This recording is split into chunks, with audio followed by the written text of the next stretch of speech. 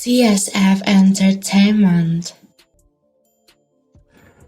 All right, welcome back to the TSF Entertainment channel. It is Retro CG in the building, and I am joined by Mr. M2, Mr. M2 in the building. What's up, good? Bro? What's good? What's going down, broski? Ain't nothing much. How was your week? It was good, man. You know, to the money, 2026, to the grind. That's right. Happy New Year to everyone out there. And tonight we are excited to sit down with a very special guest. And I do mean we are excited. You may know her for her work on The Chi as Dre, where she's been part of the cast for several seasons. She is also part of the Power Universe, starring as U.S. Attorney Miss Stacy Marks in Power Book for a Force. And you have also seen her in films like The Laundromat, The Sun, and also The Star. Welcoming to the stage. And tonight we have with us Philly native, Yale School of Drama graduate, actress, voiceover artist, lyricist, CEO of Truth Teller Productions in the building at TSF Entertainment. We have Miriam A. Hyman, and she is here to talk about her journey, her craft as an actress, and her work as a lyricist. Welcome to our channel, Miriam. Thank you, fellas. How y'all doing tonight? Hey, pretty good. Can't complain. We good. Happy New Year to you. How yes, Happy New Year to both of you. Yeah. We made it. We made it. We made it. and thankful for another year. And we absolutely. All right. You ready to do this thing, M2? Let's do it. Let's get into it. We got some things to talk about. We do got some things to talk about. All right. First off, just want to thank you for taking out the time of your busy schedule to, kind of have this conversation with us. So, thank you on the behalf of TSF Entertainment, and we appreciate you. Absolutely. I appreciate you all having me. And due to your confidentiality, we understand you're not able to discuss your upcoming projects, boo. But we'll be focusing on your personal experiences, your character development from aired episodes, and your career journey. So we will not be asking you anything spoiler related. Okay, that's what's up. I appreciate it. All right, M2, you ready? Let's dive in and get to know Miriam a little bit better. So, how did you first get into acting? Pretty much like when I was in high school, I started doing theater. I became inspired to act right before going into the 9th grade.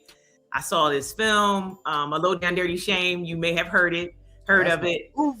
Yeah. So I was a young buck, I shouldn't even been in the theater because it was rated R and I was a little too young to be in the theater. But I had begged my mom to take me to see this movie. And I think I just immediately identified with Jada Pinkett's character. She was hungry.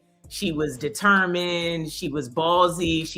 She's from Baltimore. I'm from Philly. So, she had that little swag about her, and I just, before that, I wanted to be a brain surgeon, just like as a little kid. And then, I'm fascinated with the brain.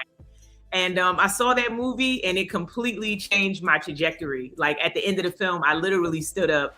It might have been a little corny, but I stood up, I pointed at the theater, at the screen, and I said to my mom, that's what I want to do for the rest of my life. And here we are. And here you are. And doing it well. Thank you. Right? Thank you. What did your journey look like before you started out on Force? Oh wow. Like you mentioned, I've been on The Chi for several seasons playing the character of Dre.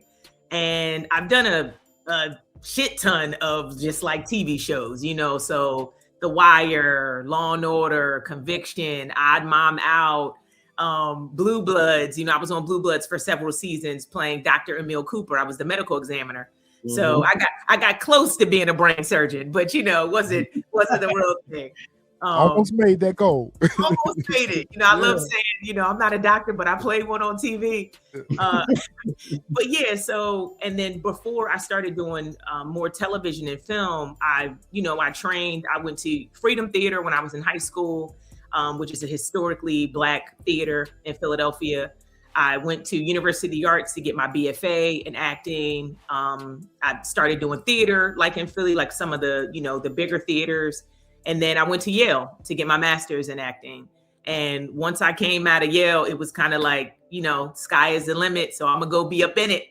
and just been doing my thing. So been doing a lot of theater in New York off Broadway, and then that kind of turned into me doing more television and film. Okay.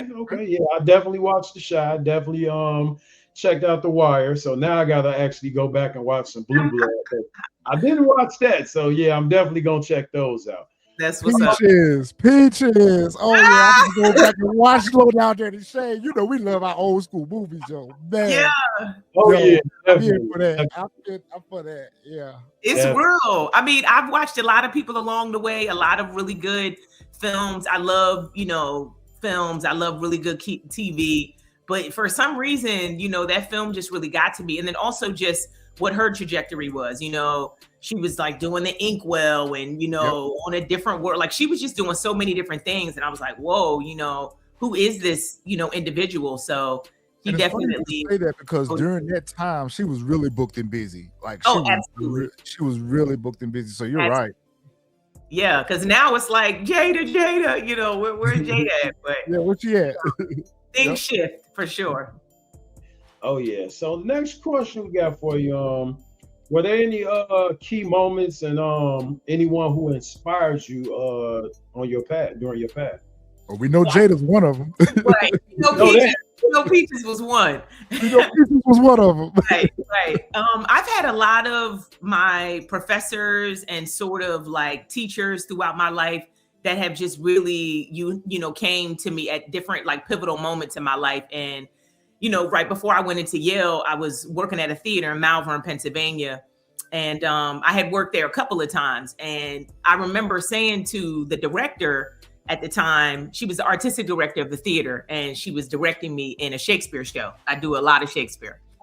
And I said, I'm thinking about graduate programs. And she was like, oh, NYU would be good. Yale would be great if you could get in. And that was a pivotal moment for me because all I heard, little black girl from Philly, all I heard was if. I'm like, if, you've hired me a few times now. You asked me to be a company member. What do you mean if? And so I put all of my eggs into one basket. I only applied to one institution, which was Yale. And I got in. So, it's really challenging, really tough to get into those programs. There was only 15 people, in my class, and I was the only second woman of color within the school.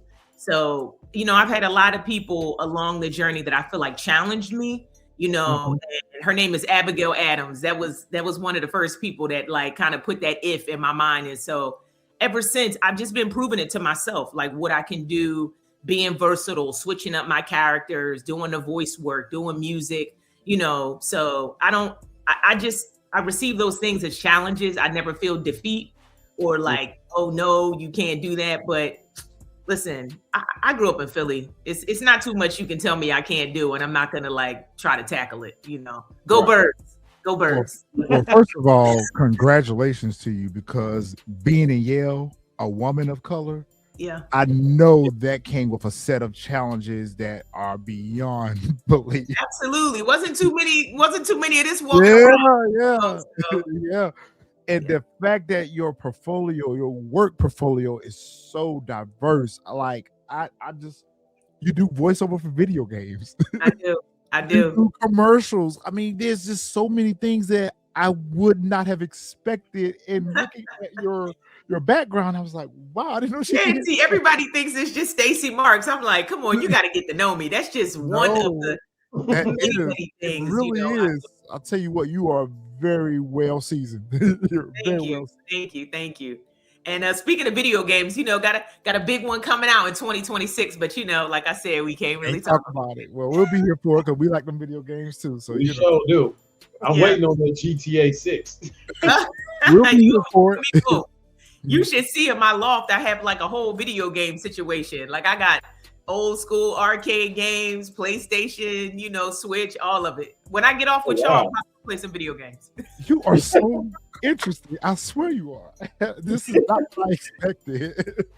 Well, Okay.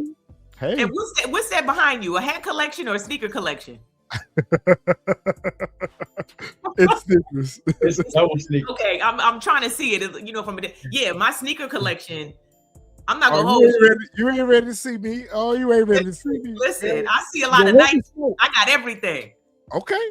All right. I got Nikes. I got a Miri. I got Louis. I got. I might not want to smoke from you then. Okay. Exactly. Now she talking about sneakers. I have did my homework. I seen you in them 8-inch Timbs too. Yeah, she be in them Timbs too. She be in it. I didn't want to go there, but I feel like if I'm gonna have some Timbs on, mine gotta have just a little bit of spice, something a little extra. Yeah, we don't do the 6-inch Timbs, we got to have a little extra. I got my initials in the tag too, MAH. Let's That's go. Dope. That's dope. Okay. All right. I love shoes. I mean, I have all types of shoes and sneakers and boots and all, typical female. I got it all. That's what's up. No, I ain't mad at that at all. M2, he's a sneaker collector too, so don't let him fool you. He got the hat collection. Though, M2. Where's mine in the tuck. Oh, okay. I'm surrounded by mine. So I see. So Miriam, next question we want to ask is, how did the opportunity come about for you to join the Power Book 4 Force? I know that had to be an exciting opportunity. Yeah, so I was working on The Shy at the time, and I love the character Dre. I was talking with my team. I was with a new team at the time, like agents and managers, and I was like, I want to add on to what I've been doing, and whatever I do next, I want it to be completely different than what you just previously, saw me doing. So they brought the script to me. And Force was in the end of the first season. So initially, when I joined the cast, I'm in the very last episode, the finale episode. Yeah, hair is totally different. I have like long braids, and that's what I saw for Stacy Marks. Okay, the wig and all of that stuff that came from them. That came from them. I know it had to, because I'm like, she a sister. Yeah. Okay, come on. I was like, let me come with these Nefertiti braids, and they were assistant AUS. You was AUSA. I absolutely was. So I was the assistant U.S. attorney. Yeah. So anyway, when they brought the script to me, I was like, wow, this is fascinating. She's a woman of color. She's has grown up in Chicago. So I'm familiar with Chicago now because I've been, working on The Shy for multiple seasons. So just understanding like the city, the vibration, the energy of it. So I was like, wow, and she's a AUSA, she's an assistant U.S. attorney. So she's climbed the ranks, right? And basically they sent me a bunch of sides. I had like 10 pages of sides. I learned all of it. Like, I like to learn my stuff verbatim. I think being a lyricist, that helps, because it's kind of like a photographic memory. Like, I look at the script and then it takes me, just a short amount of time to like memorize. So memorized it, I was hungry about the opportunity, did an audition with their team, and then they called me back in, did the callback, ended up booking that one episode. So I kind of thought it might be like a one and done, type of thing. I didn't realize that it was going to materialize into like a full-on character. So after I did that last episode, got a lot of really great feedback. They came back and said, look, we want to make her a series regular for season 2 and beyond. So I'm like, what? A series regular? Like, I was so just pumped, and excited. And then I found out she was going to go from the assistant U.S. attorney to being the assistant, the U.S. attorney. And people don't necessarily know, but the U.S. attorney is appointed by the president. So in order for you to get appointed, you really have had to, do your work. So her being younger, again, Black female, we don't really get those types of opportunities. You know what I mean? Yeah. Hence them coming with the wig change and, all of that, because I think they were really looking at society and how we're accepted and how we have to shift and move and change when we're just trying to rise in the ranks, Right. Look, I wanted to wear my hair a different way every episode, okay? Because like women, we switch it up. Like, we never look exactly, the same in terms of our hair.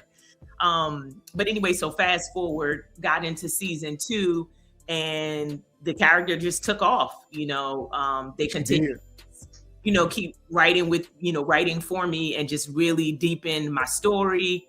They gave me a husband, and just. You never see Stacy at home. You really see her as a workaholic. I was like, Can I get home? You know, like, can I be at home drinking a glass of wine, looking at a case? Right. Instead, they got her in the office drinking dark liquor. Right. Always in the office. Yep. Always in the office, drinking that Always in yak. the office. Drinking that yak. But yeah, so I thought she was just really interesting, really different from anybody else, you know, in terms of the characters on the show. And it's just been a blessing. It's just been a wonderful ride. So I'm really grateful that I've had the opportunity, you know, to play Stacy Marks, to breathe life into her. So I feel like she's answered 5 and 6, so I'll skip to number 7. Because I don't even have to ask how did you feel when you landed the role. I know that was huge for you. It was huge. It was the first time that I was a series regular. You know, a lot of people thought I was a series regular on The Chi because I've been in so many like episodes. Like when I first booked The Chi, I signed on for 5 episodes and I've done 33 to date. Wow. So you were recurring. I was guest star recurring. And again, I came in season 3, season 4, season 5, season 6. And then I had a little bit of a shift because at one point I was doing both of the shows at the same time. So, you know, you gotta, they're on the same lot. They both shoot in Chicago. Okay. Yeah. So like at one point I'm in one trailer and I'm running over here, you know. Look, you gotta change from Dre into Stacy. You gotta put that wig on. Oh, right. Man, I know that was a lot. We gotta take those Dre braids out and put the wig on. Yeah. But man. You know, Man, I don't like any lateral moves. So what you see me doing next will be totally different as well. So I love to switch it up. Oh, so you don't like to be like kind of typecasting and everything. You like no, you cannot for her for that because a lot of people do get typecasted like that. So I love to see the diversity in her roles. Yeah. And I think some people get comfortable with that, but with the plethora of training that I have had, all the things that they threw at me throughout like my undergrad training, my graduate school training, like I've studied a ton of just like playwrights and, you know, being in Yale, you're dealing with different, you know, writers that I'm like working with now, you know, on TV and film and stuff like that. So, you know, you just, it's hard to get typecast when so much has been thrown at you because you want to explore a lot of different characters and like show different aspects of yourself, like peel back those layers, you know? So my next question is, what does it mean to you personally for you to be part of the Power Universe? That is so huge. Yeah. Like I said, it's been such a blessing to be a part of this universe in this particular role. I was just really honored to be able to show, you know, young girls, young boys like, oh, wow, we can play other roles. Like we don't have to just be a criminal or like a prostitute or, you know, the you're the killer, you're selling drugs or something like that. Like I am not a monolith.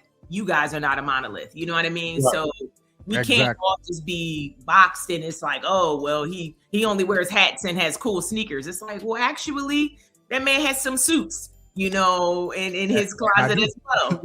You know, that brother likes jewelry, you know, so he doesn't always have to just be the football player. He could be the agent.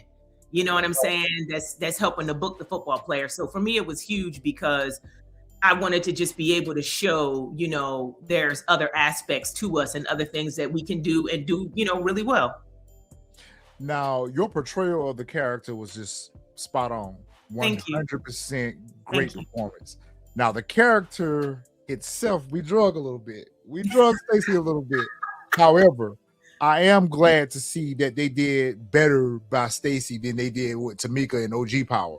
Because like, man, why they had to do Tamika like that in OG Power? I was so glad that they didn't do you like that. And they made you the U.S. attorney, and they made you the boss. They made you the one that was the shot caller. So I really like that aspect of what they wrote into your role. Because at first I said, oh no, we got another black lawyer. She gonna be the fall guy. She's gonna be the one to take the fall for it, just like how all the other lawyers have in the Power universe. So even though your character didn't go out the way that we wished it would have went out, however, I think that Stacy Marks played the role very well, and I think that I think you played the role of Stacy Marks very well. And I think that transitions into your next question, Marvin. You had you bring a lot of intensity and emotional depth to your roles. What preparations do you take when you played the roles like Dre and the Shy and Stacy Marks in Power? Yeah, so just kind of like a typical day for me, I like to kind of get up, pray, meditate, really put myself in a nice kind of open space. I have to work out before I shoot because I just physically, like I said, I've done a lot of theater. I just want to be able to play. And acting is very athletic. I don't know if people really understand that, so it's a lot of talking and listening, but acting is reacting. So I need to like really be ready for whatever my counterparts are going to throw at me. So, just even prior to the day before I start shooting, I have to just really get in the mindset of, who the character is, what they want, what are their intentions, what are their objectives, and really just kind of like be in that space. And then that carries on until, I get on set. I'm getting completely dressed. Once I start getting dressed, I like Miriam goes away, and now I'm becoming Dre. Now I'm becoming Stacy Marks or Dr. Emil Cooper. It's like the hair helps, the makeup helps, the jewelry helps. Everything just kind of shifts, and there's a part of you that has to be there, obviously, right? Because you got to control everything. But then there's a part of you that has to go and allow the character to kind of like take over, and what their focus is, allow that to ensue. So I'm heavily in my scripts, real heavy in my scripts.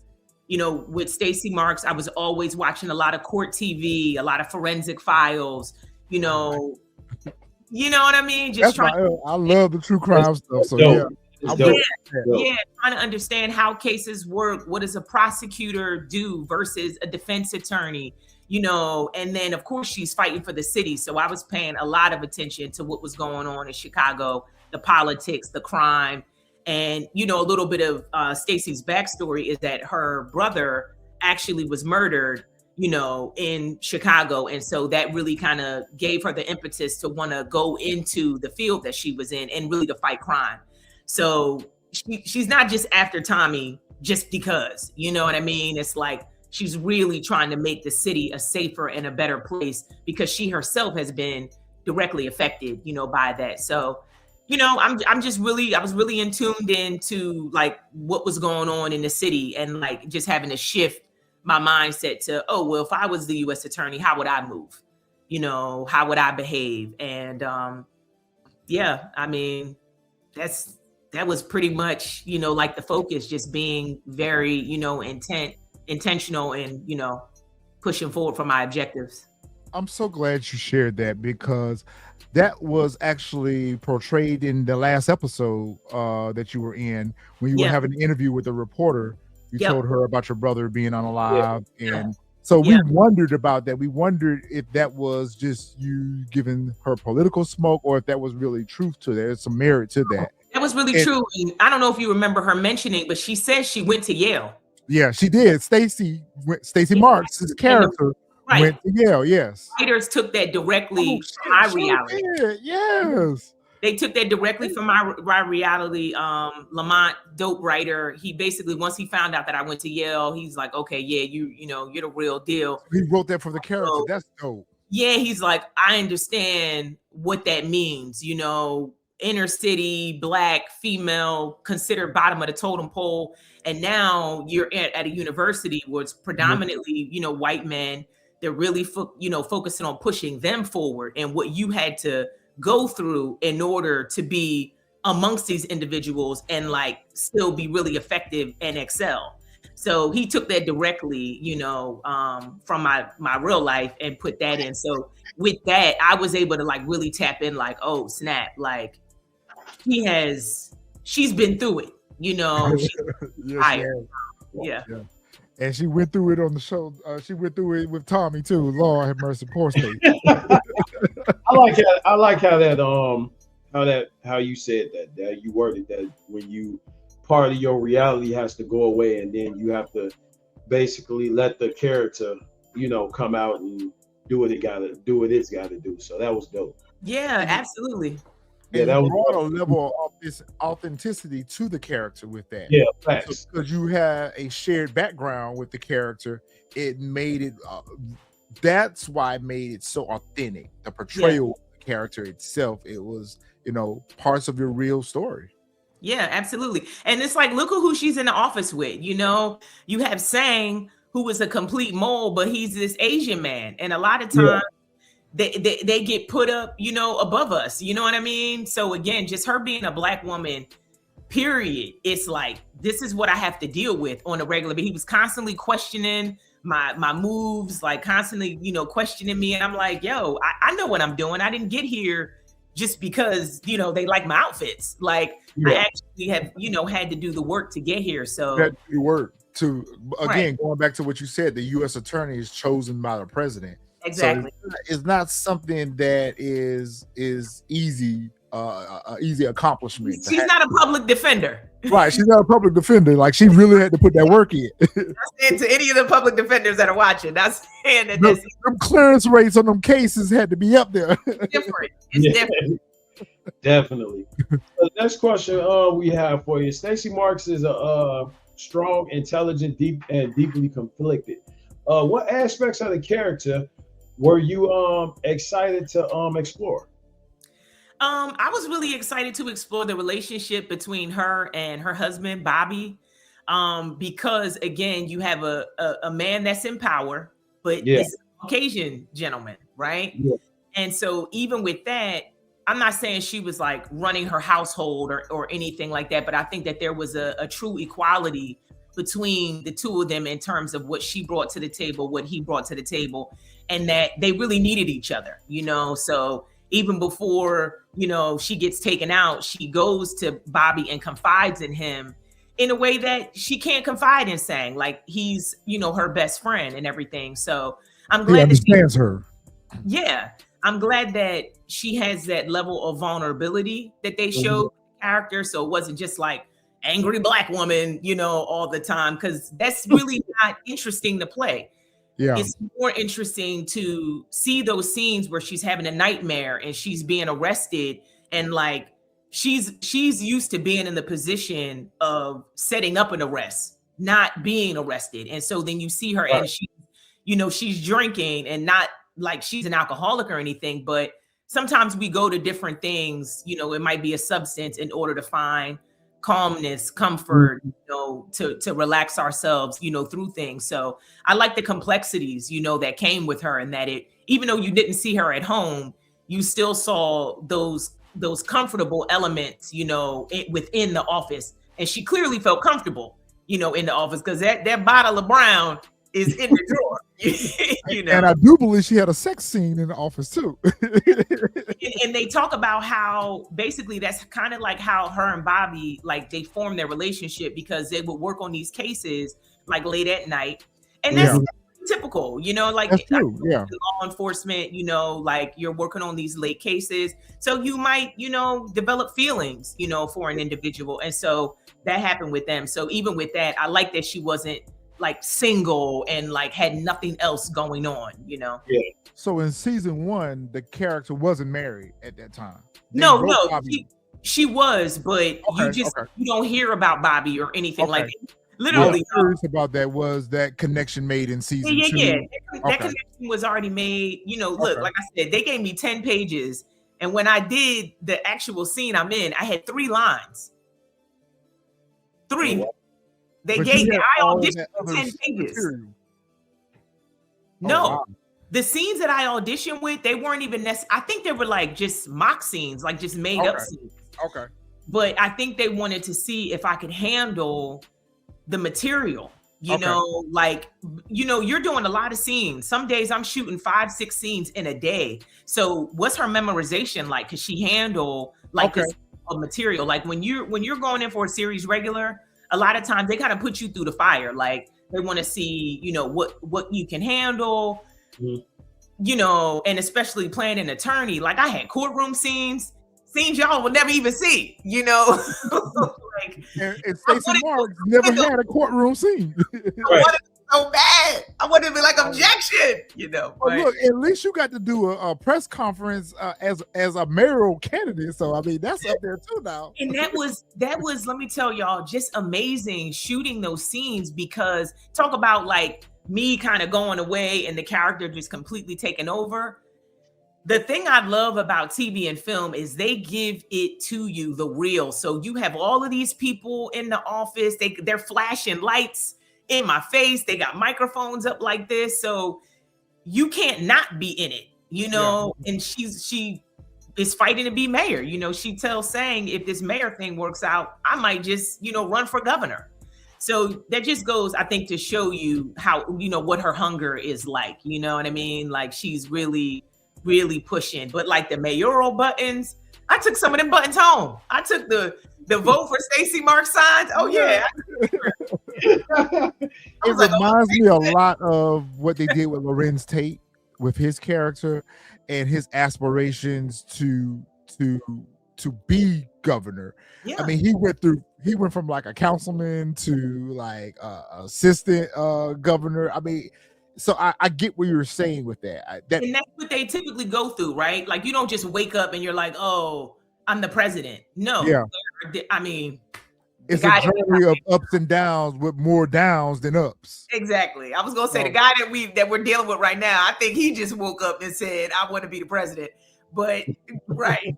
But I think for most individuals, there's a ladder that they're trying to climb. You know, and so as they're like, okay, boom, I passed this rung. Okay, boom, I passed this rung. Like, you know, because the larger your role, the more effect you can have, right?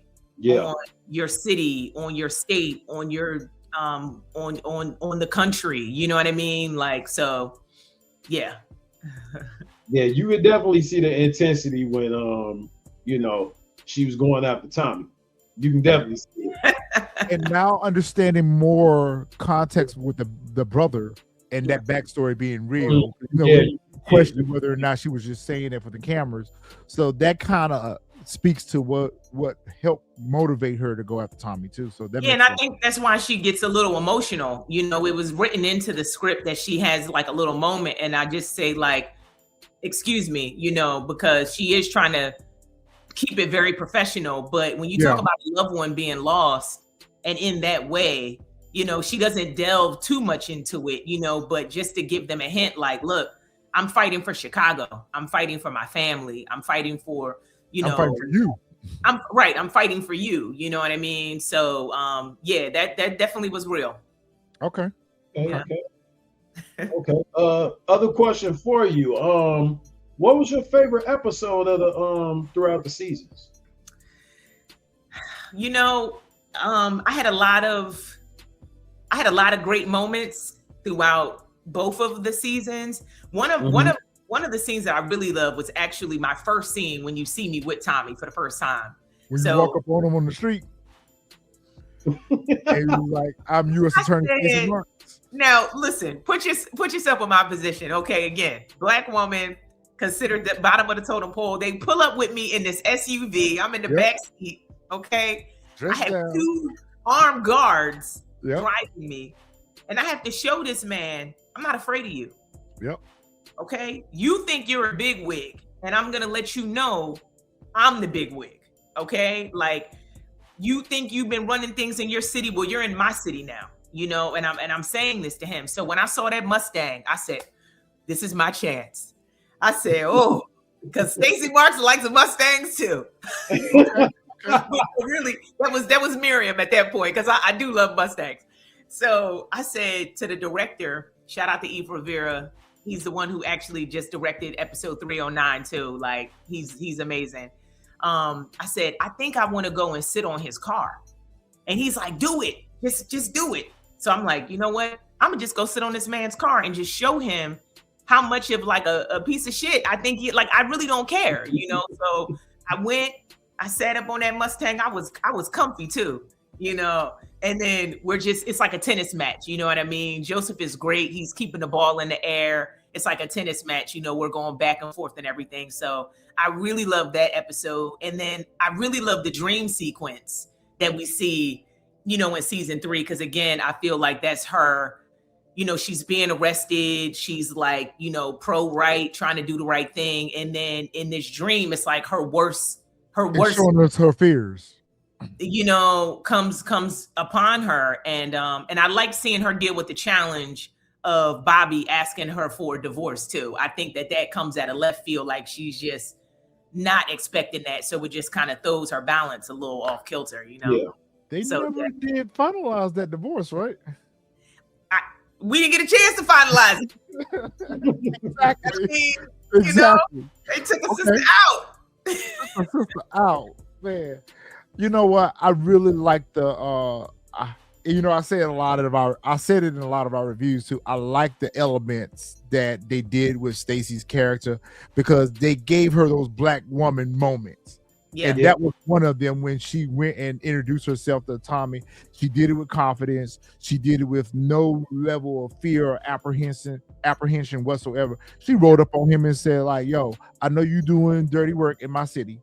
I'm the U.S. attorney. Yeah. I'm coming for you. Exactly. And she wasn't afraid of Tommy, whereas everyone else was. She still did the work, even though ultimately it cost her in the end, but it didn't stop her. And then I think her conversation with Bobby even fueled her fire even more because in that episode, we saw her struggles, we saw her fears, we saw her dream sequences, and Bobby gave her that ammunition to keep pushing forward. Whereas I think that the character was breaking down at that point, feeling defeated.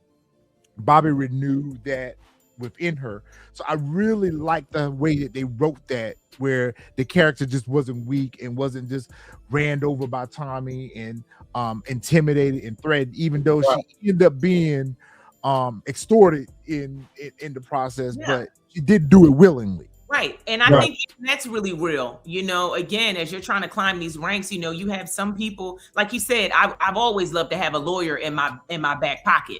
You know what I mean? So there's a lot of people in suits that are doing some criminalistic activities, you know, and I think she just was like, I don't want to be a part of this, you know? And even when he tries to bring the money to her, it's like, it's foul, you know? He's like, oh, well, he shows me this video of this girl who completely lies on me. And it's like, I'm back. Stacy ain't innocent now. Wait a minute now. Stacy ain't all the way innocent now. She coerced witnesses. I mean, but look, you're trying to get the bad people. Come on, stay with me, Retro. Okay, all right. I got you. We here. She ain't Cooper Sacks out here. Okay, all right. I'm here. Yeah. You are trying to get bad people who are doing bad things off of the streets. It's not like she's just walking up and framing, you know, like that nice gentleman who's running the convenience store. Like, no. These are bad people doing bad things. I think that sometimes they almost have to kind of become, like, perfect example. In my mind, I'm thinking Stacy is the protagonist, right? Mm-hmm. In Joseph's mind, I'm the antagonist. Right. Mm-hmm.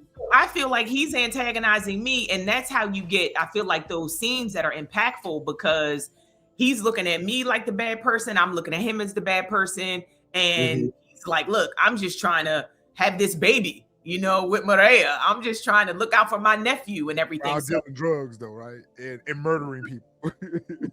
You said it, Retro, not me. But you know, I dragged Tommy too, so right. But this is you know, Tommy's world versus antagonist. So in reality, you were his antagonist. Absolutely. But for the show's purposes, you were a protagonist because I believe so. Yeah, because you were trying to do the right thing. You were trying to do the right thing for the right reason. Absolutely. So that's one of those head spaces that you have to get into. It's like, look, in his mind, he's a superhero. In my mind, I'm a superhero, which is why we kind of, you know, we're clashing, right? And I'm not just bowing down to this man, you know, so it felt great. He kept calling me the B word throughout the season. I'm like, if this man calls Stacy the B word one more time, you know, it's home. and he does it in that final scene. And I think she's just completely fed up, you know, which when she goes to reach, you know, she might have reached a little quicker. I don't know, but she reached local. They shouldn't have had her in that leg holster. I mean, she should have came out like, it should have been like right here, right? Like, what's up? Exactly. But that was fun because I had gun training And, you know, I had been to the range, like me, Miriam, I've been to the range before, but it was nice to kind of, you know, come to a gun rehearsal and like practice, and, you know, I'm shooting the gun and everything. So, yeah. You didn't get the bust none off. You didn't get the bust none off, though. They should have had Stacy bust a few of them off that Tommy. That's the only thing I regret. I'm like, y'all could have let me just hit him in the shoulder. Yeah. You know? It was like, she gonna get him. She gonna get him. She gonna get him. Right. You know, let me do a little action, roll over, come back. Yeah. Oh, man, they weren't ready for that. They had, and you know what? In that episode, I knew something was up about that episode. I did not think that you were going to get unalived in that episode. I was like, okay, maybe she'll get wounded or something like that. Right. But because they had you in jeans in that episode, I knew something was up, because all the other episodes they had you dressed to the nines. Like, Exactly. I feel like they got her in Tom Ford suits. I'm like, you never saw her in anything dressed down. relaxed. Yes. She was, you know, you never saw a sweatsuit, you never saw a tank top, you know, nothing like that. So yeah, I was like, when they brought them jeans out, I said, oh baby, here we go. Something ain't right. This is not the normal look for the character. Okay. Exactly. All right, last few questions, Miriam, and we're gonna let you go. We're really enjoying this, and you're providing so much insight on a lot. Definitely. Now we know why your character was the way it was, and I mean, just knowing that you improvised going to sit on the Mustang, that was dope. Thank you. We here. Yeah, I like that. Yeah. And the fact that they didn't make her at the very beginning fold over and roll over and become right. Even though he called her the B word, she didn't show up as that. You know, she was a strong black woman that stood her ground until she wasn't able to stir. And technically, she was kind of manipulated into taking the money from Pageant Inc. Come on, Retro. Yeah, that's right.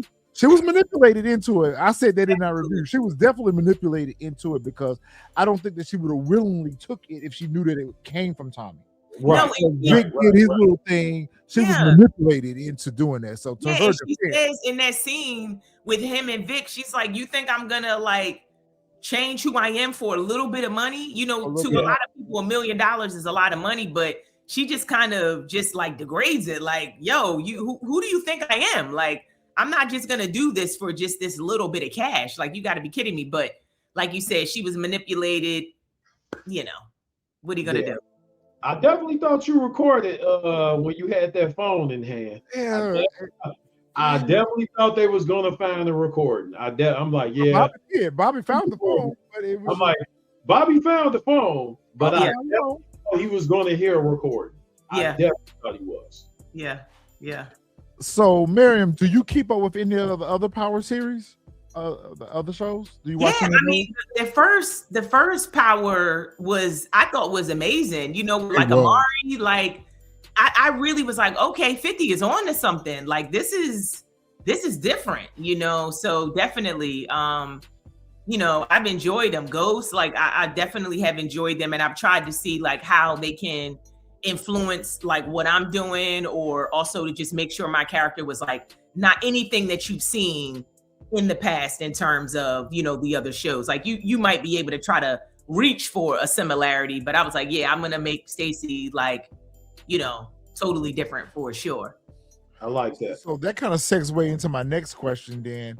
If you could step into the shoes of any other character from the Power universe, who would it be and why? I know who I would choose for you, but I want to hear who you would like. I'm curious. Who would you choose? I would have chose you as Tasha. Oh, okay. I take that. I mean, her role was amazing. Again, talk about like vulnerability and like just all of the challenge she had to deal with. I loved Amari's character. I love Ghost. I liked Angela's too. I really liked her role. So you want to be that lawyer again? I mean, it doesn't necessarily have to be like a lawyer per se, but I just liked her interactions with Jamie, that part of the character. Okay. And just again, like the challenges, like the more your character has stuff going on, the more interesting it's going to be for you, you know, playing that particular part. So it gets real intricate, you know, when you start looking at all those different layers and having to, you know, peel that stuff back. And it's like, oh, this is how she is with this person. Oh, this is how she is with this person, you know. But I love that whole aspect with Ghost. Like if they had changed, you know, like the gender or whatever, like the running of the nightclub. And I mean, he was smooth as hell. Like he had to just keep switching it up, and now he's climbing through windows, and I mean it was all kinds of stuff, you know, that was happening. It was like playing two different characters at the same time. Oh, yeah. It was like playing two different characters at the same time. Yeah, because it was night and day. That's what I love. Especially in the earlier seasons, it literally was every other episode. He's Ghost 1 minute, he's Jamie the next minute, he's James the next minute. So it's like playing three characters. So exactly. I can understand why you would choose that character. And being authentic throughout all of them. And even Angela, she had to keep switching it up because you're in love with this man, but then, you know, when you go into the office, you have to be very professional, and you know what I mean? And she had the struggles that Stacy didn't have, even though Singh was working his agenda on the story of Angela. She had John Mock and Cooper Sachs, and even with Mike Sandoval, all of them were working against her. And part of that was because she was a female, and then she was a Latino female at that. Exactly. So she had a lot of opposition that was working against her that Stacy necessarily didn't have. The only opposition she had working against her was Singh, old dirty ass, and I can't wait for him to get what's he gonna get. But Singh, I feel like even Hardwick, the other lady, I feel like everybody else on the task force was truly up for Stacy. Singh wasn't. Yeah. And I think she had a lot of enemies. And Sang wants to be in her position, right? Yep. Yeah. And Angela also wasn't a U.S. attorney, so she didn't have the same kind of power that, you know, like Stacy had. That's true. Right. She was AUSA. That's right. Yeah, you're gonna have different challenges. Come on, y'all saw my office. Angela's office didn't look like my office. Right. Even towards the end, she still was the U.S. attorney. Jacob Warren was. Right. She was the head of criminal. Exactly. So you're right. She still was bound by restrictions. Exactly. Right. And also, like Stacy could not have been Angela because you're constantly being watched when you're like a U.S. attorney. You're under surveillance like a lot in a different way than she was. So she was able to kind of sneak around and like do different things. Stacy, you know, she constantly has guards with her. They're driving her to and fro everywhere she needs to go and be. Except for when she went to go meet with Tom and she needed them guards with her then. Again. She borrowed the truck, but she left the guards behind. She said, she took the truck, but she didn't take the guards with her. Last question we have for you, Mary. Yeah. Looking back, do you feel Force had enough time to fully tell his story? You know, I would have loved for us to get a season 4, even a 5. I feel like, especially with this season, we really earned it. You know, it's like, damn sure did. Yeah, big love to all of my castmates. Like everybody showed up and like really did their thing, from Diamond to Jannar to Shanti, of course, you know, with Tommy. Like everybody just came in and like did their thing. So I felt like collective, we were a very powerful, you know, cast. I think that ultimately by the time we get to, you know, episode 10, which drops on the 16th, you know, I think people they're going to want more. They're definitely going to want more, but I feel like it is what it is, you know, like they were finished with the story.